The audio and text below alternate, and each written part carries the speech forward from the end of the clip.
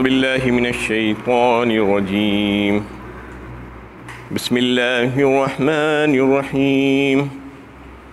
إن إلهكم لواحد رب السماوات والأرض وما بينهما ورب المشارق۔ یقیناً تمہارا معبود حقیقی ایک ہی ہے، آسمانوں اور زمین اور جو چیزیں ان کے درمیان میں ہیں سب کا وہی رب اور مالک ہے، اور وہ سارے مشارق و مغارب کا بھی رب ہے۔ یہ سورہ صافات کی 4 اور 5 آیتیں ہیں۔ اس میں اس بات کو واضح کر دیا گیا کہ سوائے اللہ کے تمہارا معبود برحق کوئی اور نہیں ہے، اور وہی اللہ ہے تمہارا رب، سارے آسمانوں کا رب اور زمین کا رب، اور ان کے درمیان کی جتنی مخلوقات ہے اور جتنی اشیاء ہے ان تمام کا رب وہی اللہ ہے، اور سارے مشارق اور مغارب کا رب وہی ہے، جتنے مشرقیں اور جتنے مغربیں جتنے جہتیں ہیں ان سب کا رب بھی وہی ہے۔ اس میں اللہ تعالیٰ واضح فرما دیے ہیں کہ معبود برحق سوائے اللہ کی اور کوئی نہیں ہے، لیکن اس بات میں انسانوں کی اکثریت اختلاف کرتی ہے اور مغالطے میں پڑ گئی ہے دنیا میں۔ انہیں یہ بات سمجھ میں نہیں آ رہی ہے کہ کس کی بات مانی جائے، کس کا حکم اس دنیا میں چلنا چاہیے۔ یہی وجہ ہے کہ دنیا میں انسانوں نے اپنے لیے ہزاروں لاکھوں سجدگاہیں تجویز کر لی ہے، اور سب اپنی من مانی زندگی گزار رہے ہیں جس کا ان کے پاس کسی قسم کا کوئی جواز، کوئی دلیل، کوئی سند نہیں ہے، جبکہ اللہ رب العزت خود اس بات کا اشارہ فرماتے ہیں اور یہ قانون اور ضابطہ بتاتے ہیں قرآن کی مختلف صورتوں میں۔ اگر آپ غور و فکر کریں تو پتہ چلے کہ معبود بننے کے لائق، عبادت کے لائق ذات کون ہے۔ اللہ تعالیٰ خود فرماتے ہیں کہ وہی ہو سکتی ہے جس نے تم کو وجود بخشا، جس نے تم کو زندگی بخشی، جس نے تم کو پیدا کیا، اور جس نے تمہاری بقا کا سامان کیا، فراہم کیا تمہارے لیے، تمہاری زندگی گزارنے کے لیے جن جن چیزوں کی ضرورت تھی وہ چیزیں جس نے تم کو بخشی ہے وہی تمہارا معبود ہو سکتا ہے، اسی کی عبادت ہونی چاہیے۔ یہ بات اللہ تعالیٰ یہ قانون اور ضابطہ بیان فرما دیے ہیں، لیکن لوگ اس کو سمجھ نہیں رہے ہیں، اس لیے کہ اس میں غور و فکر ہی نہیں کرنا چاہتے لوگ۔ اللہ تعالیٰ تو چاہتے ہیں کہ قرآن میں غور و فکر کریں، تو قرآن کی 20 آیتیں آپ کو اس بات کی طرف اشارہ کرتی ہوئے ملیں گی کہ اللہ تعالیٰ کے سوا کوئی اور معبود برحق نہیں ہے، کیونکہ قرآن کی ایک آیت دوسری آیت کی تفسیر کرتی ہے، اور وہی سب سے انتہائی اعلیٰ تفسیر ہوتی ہے اور انتہائی قابل اعتبار تفسیر ہوتی ہے۔ اس کے علاوہ جو دوسری تفسیریں ہوتی ہیں وہ جو ہے اس میں ہو سکتا ہے کہ کبھی کوئی مغالطہ ہو جائے، کبھی کوئی غلطی کا شکار ہو جائے، کوئی شک و شبہ ہو جائے، لیکن ایک آیت جب دوسری آیت کی جب تفسیر کرتی ہے تو وہ انتہائی بہترین اور سب سے اعلیٰ تفسیر ہوتی ہے۔ تو اس میں اللہ تعالیٰ خود اس بات کی طرف اشارہ کر رہے ہیں سورہ بقرہ پہلے پارے میں کہ یا ایھا الناس اعبدوا ربکم الذی خلقکم والذین من قبلکم لعلکم تتقون۔ ساری انسانیت سے خطاب ہے، اس میں صرف مسلمانوں سے نہیں بلکہ ساری انسانیت سے، انسانوں سے یہ خطاب کر کے اللہ تعالیٰ فرماتے ہیں کہ تم عبادت کرو اس کی جس نے تم کو پیدا کیا۔ سب سے پہلی بات اصول اللہ تعالیٰ بیان فرما رہے ہیں، دیکھو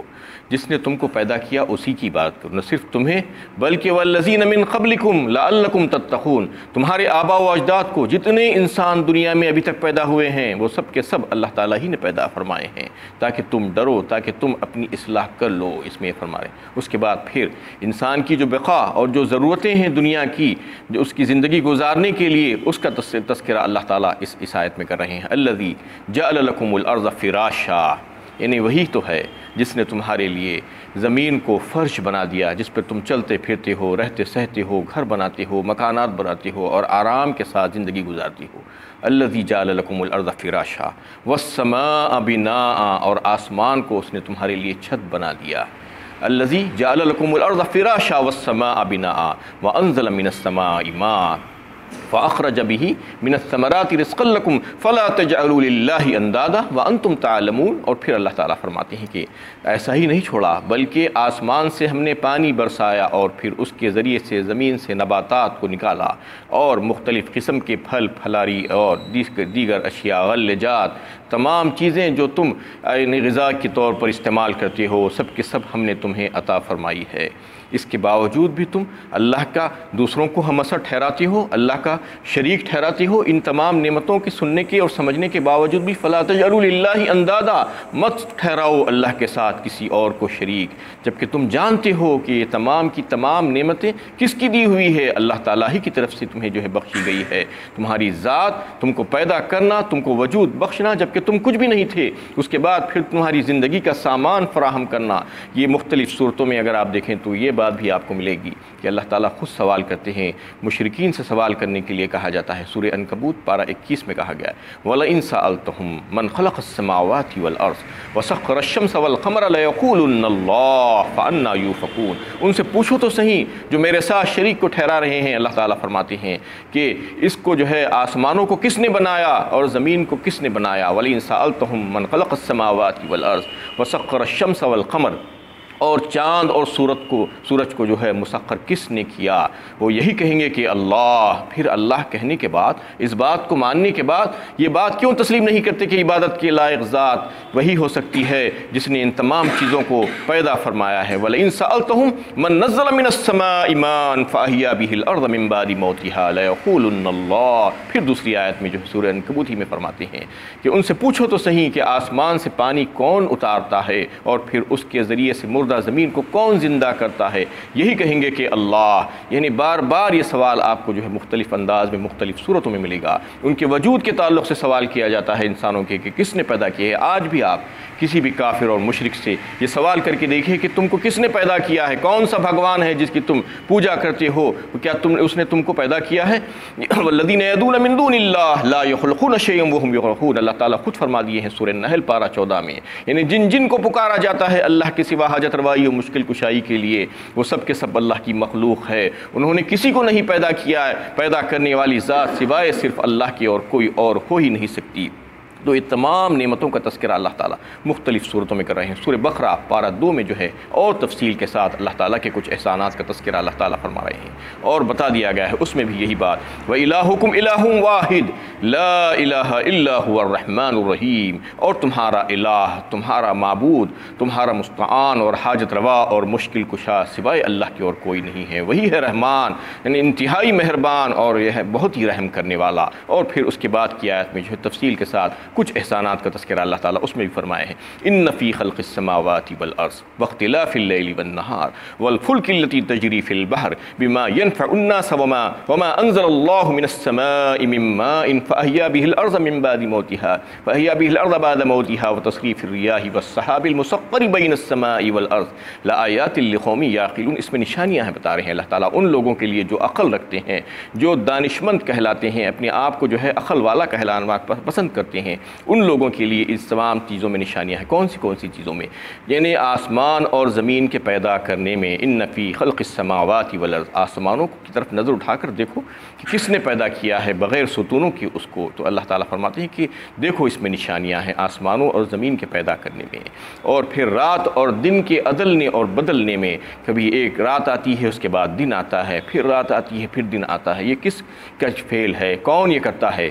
کون سی ہستی کار فرما ہے اس کے پیچھے؟ اور پھر والفلک التی تجری فی البحر بما ينفع الناس، یعنی پانی میں چیرتے ہوئے کشتیاں، سمندری جہاز بڑے بڑے ادھر سے ادھر اور ادھر سے ادھر چلتے پھرتے ہیں، اس کو کون چلاتا ہے؟ کون ہے جو اس کو پانی میں ڈوبنے سے بچاتا ہے، جو انسانوں کے نفع کے لیے یہاں سے وہاں اور وہاں سے یہاں سامان لے کر پھرتی ہے؟ والفلک التی تجری فی البحر بما ينفع الناس وما انزل اللہ من السماء من ماء فاحیا به الارض بعد موتها، اس میں بھی یہ فرمایا کہ وہ جو آسمان سے پانی برسا کر اس مردہ زمین کو زندہ کرتا ہے تمہارے لیے، اس سے نباتات کو اگلتا ہے۔ وما انزل اللہ من السماء من ماء فاحیا به الارض بعد موتها وتصریف الریاح والسحاب المسخر بین السماء والارض وبث فیہا من کل دابہ بھی کہا اس میں، یعنی بہت سے جانداروں کو اس نے اس زمین پر پھیلا دیا۔ کون پیدا کیا اس کو اور کون پھیلایا؟ کتنی مخلوقات ہیں دنیا میں، آپ دیکھیے کہ ہزاروں لاکھوں کروڑوں زمین کی مخلوقات، خشکی کی، تری کی، سمندر میں مخلوقات کتنی ہیں،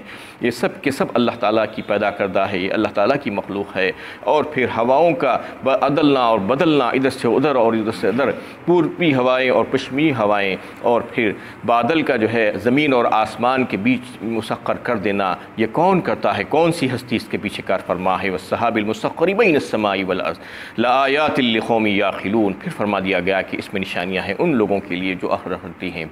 ومن الناس ومن يتخذ من دون اللہ اندادا یحبونہم کحب اللہ، لیکن لوگوں میں سے بہت سے ایسے ہیں جو اللہ کے ساتھ کسی اور کو بھی شریک کرتے ہیں، اس کا ہمسر ٹھہراتے ہیں اور ان سے محبت رکھتے ہیں جیسا کہ اللہ سے محبت رکھنی چاہیے، لیکن ایمان والے ایسے نہیں۔ والذین آمنوا اشد حبا للہ، اور اس میں اللہ تعالیٰ نے فرما دیا کہ ایمان والے تو ایسے ہیں جو اللہ سے شدید محبت رکھتے ہیں، ایسے ویسوں سے نہیں، اللہ کے سوا کسی اور سے نہیں۔ تو ان آیتوں میں یہ بات کو واضح کر دیا گیا، جو خالق ہے اور جو مالک ہے، جو ساری کائنات کا فرمان روا ہے، وہی انسانوں کا اصل معبود ہے اور اسی کو معبود ہونا بھی چاہیے، اور وہی عبادت کے لائق ذات ہے۔ اصل میں عبادت کہتے کسے ہیں؟ اس سے پہلے بھی اس بات کو واضح کیا گیا کہ عبادت کہتے ہیں بندگی کو، یعنی 24 گھنٹے بندگی، غلامی، ہمیشہ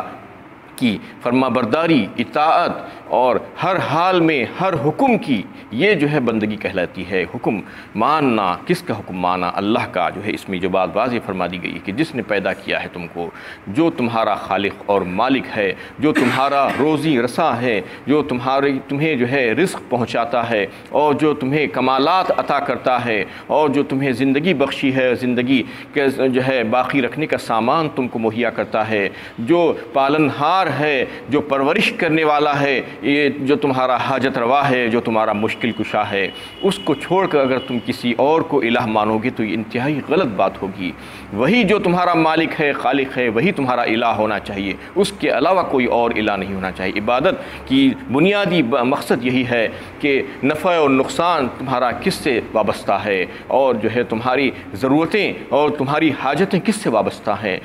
یعنی تمہاری جو ہے جو قسمتیں ہیں اس کا بننا اور بگڑنا کون کس کے ہاتھ میں ہے، اور تمہارا وجود اور تمہاری وجود کی بقا کس کی قبضہ قدرت میں ہے۔ یہ عین فطرت کا تقاضا ہے کہ اسی کی برتری کو تسلیم کیا جائے، اسی کو مانا جائے اور اسی کی عبادت کی جائے اور اسی کی بندگی کی جائے، یہ فطرت کا تقاضا ہے۔ اگر کوئی ایسا نہیں کرتا ہے،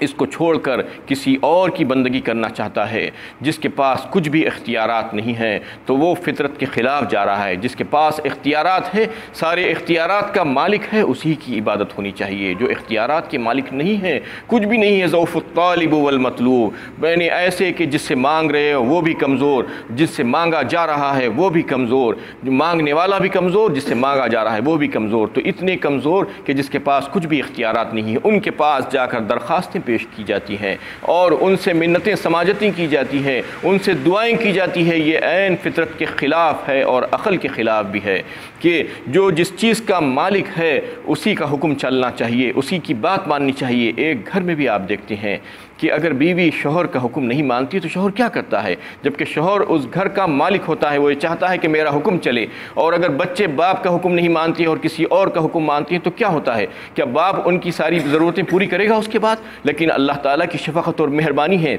کہ اتنی نافرمانیوں کے باوجود بھی اللہ تعالیٰ ہمیں زندہ رہنے کا حق پہنچ دیتا ہے، اور ہم زندگی گزار رہے ہیں، کھا پی رہے ہیں جانوروں کی طرح۔ اللہ تعالیٰ یہ بتانا چاہ رہے ہیں کہ اصول اور ضابطہ یہ ہے، اس کے خلاف اگر تم کرو گے تو پچھتاؤ گے۔